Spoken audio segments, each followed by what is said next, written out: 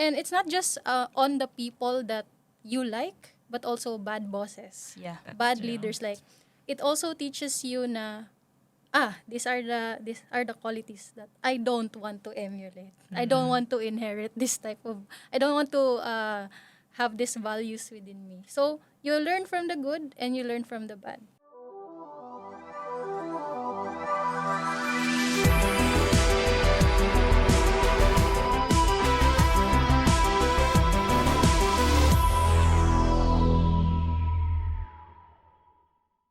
Hi everyone. Welcome to our episode. So our topic is tech communities and leadership, growing your impact from startup to big tech. Okay. To start off, how do you define effective leadership within a tech community? Okay, sige. I'll start. So, how I define effective leadership is, well, first, very hands-on ako as a leader ng tech community. And aside from that, I think a leader should be able to provide a safe space for its volunteers, its members. And aside from that, I think a leader should also be able to extend opportunities. Hindi lang niya sinasarili. To the point na a volunteer or a member might outgrow them. So that's how I define effective leadership. Yeah. So I think medyo relate ako to that. So maybe not particularly like in the tech industry or tech community rather. Pero something na tinuro sa akin actually ng mentor ko before was like a good leader should make themselves irrelevant. Yes. So yung goal mo talaga as a leader is to make sure that your people can replace you at any given point. Hindi yon dapat very dependent sila sa'yo. So what that means is, syempre, giving them opportunities, providing space for them to grow, giving them guidance. And yun, I feel like sobrang aligned and tuned din talaga ako with what you mentioned. Parang delegation, no? Kasi it's not sustainable din actually kung ikaw lahat gagawa. So you have to assign task to people and then expect them to give them space to execute. Kasi the more you do something yourself, you're parang you're taking the opportunity from others from learning and growing with you. So for me naman, effective leadership means you walk the talk. So it's not just applicable to communities, but in general. Like, what are the values that you want to let your members emulate? And of course, not because ikaw yun lang yung leader, alam mo na lahat. So you should also be teachable. And yeah, you share the opportunities with everyone, because you are part of a community and your goal is actually to grow together. Yeah. And so doon na kasi nagiging stagnant yung community if wala nang growth opportunity. And that's not only limited to like professional growth, but as an individual, like, you learn to be more patient, you learn to be more organized, you learn to be, like you learn how to learn by yourself, you learn to be independent. So yeah, and you will really see this, yung KPI ng effective leadership. Lalabas talaga yan pag nag-hold na kayo ng events. Like the activities that you do together. So yeah, that's for me an effective leader. Nakakatuwa yun na mention mo din na parang being an effective leader is about learning from each other. Kasi I've seen a lot of people din na parang they're always afraid to work with someone smarter. Kasi, di ba, parang naka-intimidate. Yes. Which is, I think, very natural naman for us. Pero in reality nga, dapat, as a leader doesn't mean nga na ikaw yung alam mo lahat or like you're number one. It's more about being receptive, being able to bring everyone together, combine ideas, and ultimately, learn from each other, and that's how you grow. Yeah. So, sobrang, nakakatawa, aligned with that point Ang ganda as well. ang ganda nung sinabi niyo actually kasi yung minsan yung mga those who are just starting out as volunteers, they have a lot of ideas.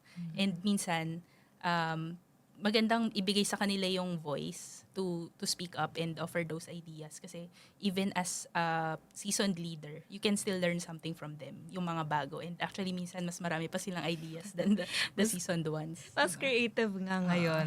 As in, amazing. Yeah. Okay, so Okay. the So, next question is, what role do mentorship and networking play in your leadership journey? sige, sige na lang. Sige. I guess, when we're talking about leader, no, curious lang din ako, baka, kung sino din yung mga leaders or mentors that inspired you. Ako, like, I owe everything. And shout out ulit to my first mentor talaga. Kasi he was the one to really, like, help me shape, like, my foundation. Like, not just, like, skill set, but also, like, how I should act, how I should behave, yung mindset ko and viewpoint ko on things.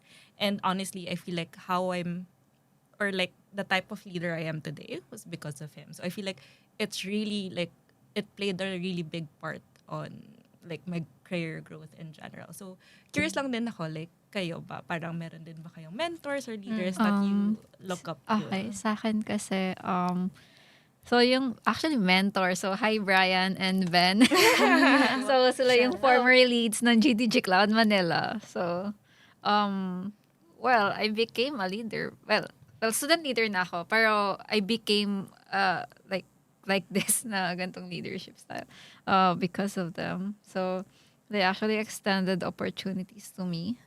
So, nag-grow din ako as a person to the point na sila, they have to grow outside the community. Well, active pa rin sila. Pero, so, it actually played an important role because, better talaga na may nagtuturo sa'yo how to, like, parang may nag-guide sa'yo on how to become, like, paano ka makipaghalubilo sa volunteers. Kasi, lalo na as, for example, ako, very introverted person ako.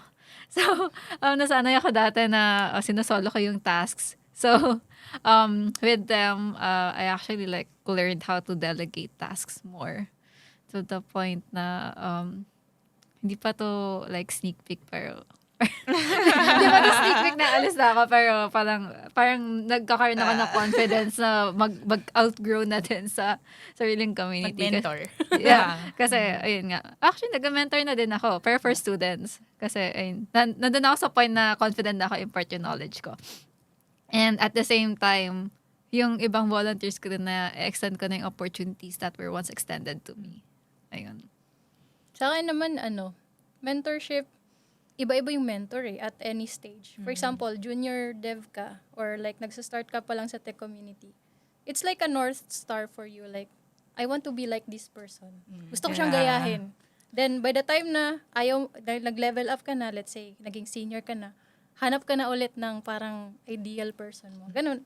So, for me, iba-iba yung mentor ko throughout the stage. And for example, may natripan ko lang mag-pottery. So, I can also find a mentor for pottery. It's like that. It's just that it's actually very generic in life. And it's not just on the people that you like, but also bad bosses. Yeah. Bad leaders. Like, it also teaches you na, these are the qualities that I don't want to emulate. I don't want to inherit this type of, I don't want to have these values within me. So, you learn from the good and you learn from the bad. So, sort of naging mentor mo din yung mga bad people na nami-meet mo. Kasi it actually shapes who you are as a person. So, yun. And it really is very impactful in a leadership journey kasi the values that will shape throughout your journey will also be yung papakita mo sa team mo. So, yeah. I agree. So, similar din sa akin, ganun. Parang when I started to get involved sa community, syempre, part ng being part of a community is networking talaga. And you get to meet different personalities. And I very much agree with you dun sa you learn different things from different people. Diba? Same thing when you're learning something, you don't just learn from one author. Parang minsan you have to read multiple authors before you truly understand the subject. So same thing with mentors. The more mentors you meet, parang yun yung mag-shape ng leadership style mo. And you get yung parang you emulate what you like about them. If you're looking for high-performance gear at an affordable price, Fantech Gears is the perfect choice for you. Whether you're gaming on PC, console, or mobile, Fantech has a wide range of products to enhance your experience. To stay updated on the latest products, deals, and promotions, make sure to follow Fantech Philippines on social media. On Facebook, Fantech Philippines, and on Instagram and TikTok at Fantech PH Official. Check out also Fantech's live streams on TikTok for exclusive discounts, giveaways, and to discover upcoming new arrivals. Also, don't miss Fantech's monthly online giveaways on Facebook.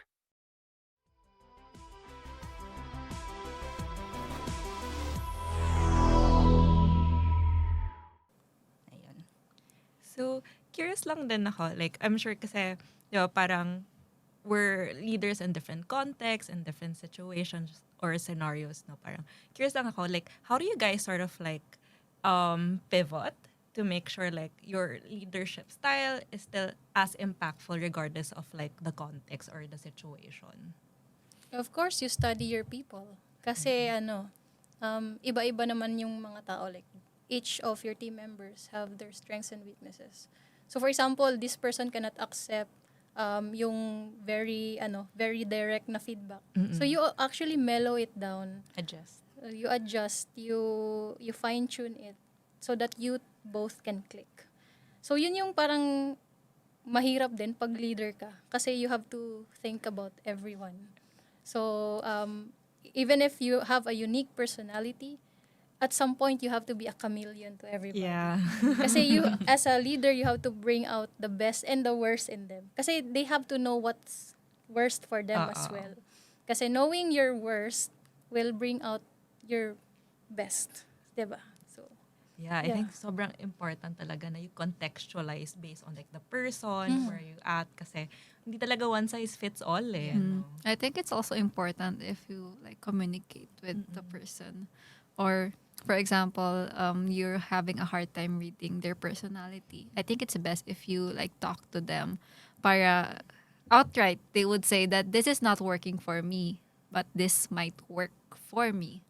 And at the same time, this style of leadership is not effective for us. Maybe you can do it like that. So, yun nga, importance ng learning then from others. I think that's like the biggest takeaway, that as a leader, you also need to like be open, be vulnerable Yep. to learning new stuff. Kasi hindi ka forever nasa taas. You also need, kailangan mo din mag-humble down to be able to like grow more as a person. Yep. I think very important talaga yung feedback process. Yes. Kasi like yung Johari's window, di ba? Merong things that you don't notice about yourself.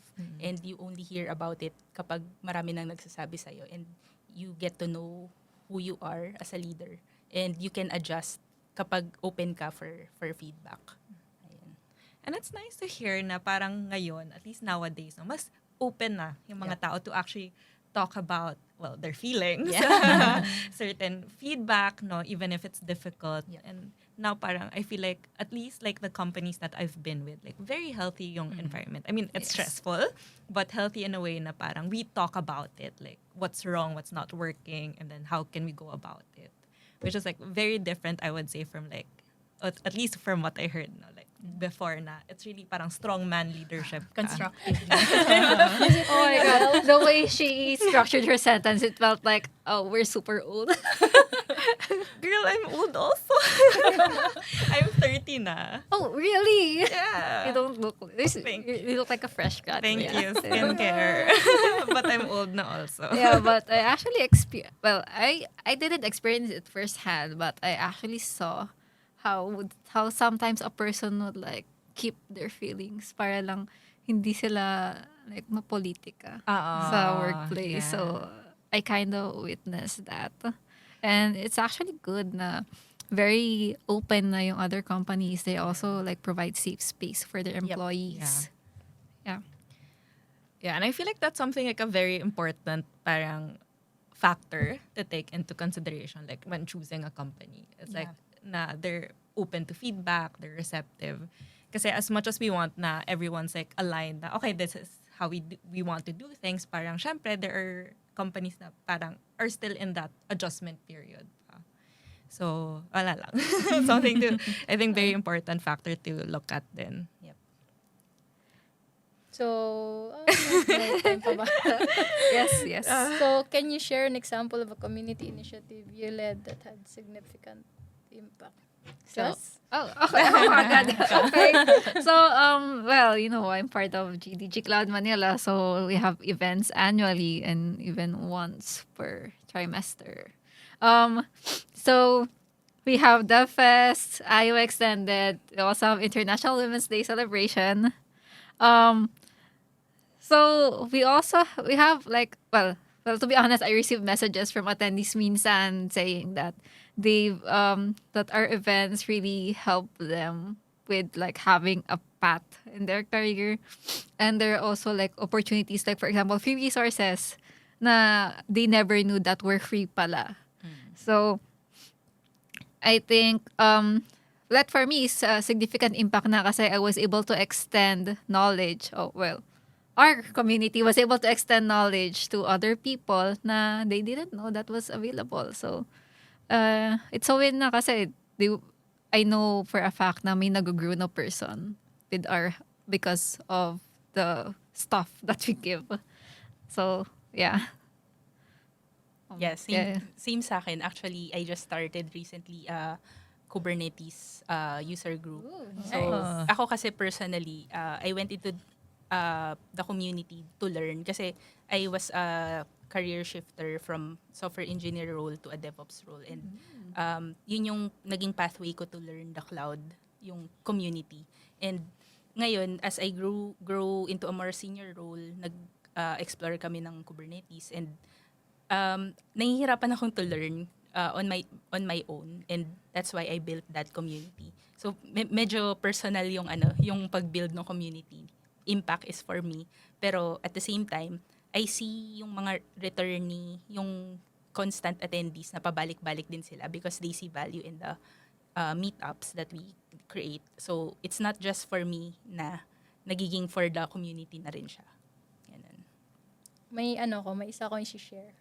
Before may niled ako na community initiative, Python for Kids. So, nakakatuwa lang kasi like we wanted to shout the message that programming is for everyone. But when we say everyone, but walang kids. So alam mo yun, like Inclusive. we should also take care of the next generation. Not just students, but the kids as well. And then naging impactful siya for me kasi may mga parents na after daw nung session, gumagawa na daw ng mga Minecrafting. Yung iba bumili ng Lego Mindstorms. So umabot sa ganung point. And it's really like because innovation starts with a very creative mind, and kids have the most creative minds. Yes, I agree. So yeah, it's very heartwarming din na nakita yung mga kids na kahit drag and drop lang yun. Parang naglo-learn na sila ng logic na if, else, ganon. So, yeah, that's something that Na-boost yung interest nila. na-boost. To learn And more. maybe they can pursue that in the future. Who knows? At least you've given them an avenue to try out things. So, yeah. Well, on my end, honestly kasi hindi naman ako super active talaga in the tech community. So, actually, parang recently nga lang din ako na-involve, actually just with Kaka Computer to start. But I would say in terms of like initiatives kasi, so I primarily work as HR for a tech company, no? So I would say like, for me kasi ang belief ko din is, or rather ang goal ko is really to open up like opportunities and avenues for people to join the tech industry regardless of their background or their careers. Kasi, di ba, parang with tech kasi it's so easy for people, as long as they have passion and interest, it's easy to join tech. It's just that marami lang tayong structural, foundational like boundaries. So one of the things that we really pushed in the company is actually accepting career shifters and then training them to become software developers. So for me, yung pinaka-fulfilling is we had like people in the food tech, dati service crew, before even architects na naging software developers. And interesting enough, they're actually they're actually lumalabas na mga top developers namin. So there's like a lot of opportunities talaga. There's just not given like the right platform and avenue. So parang for me, yun talaga yung pinaka, I would say, impactful na initiative.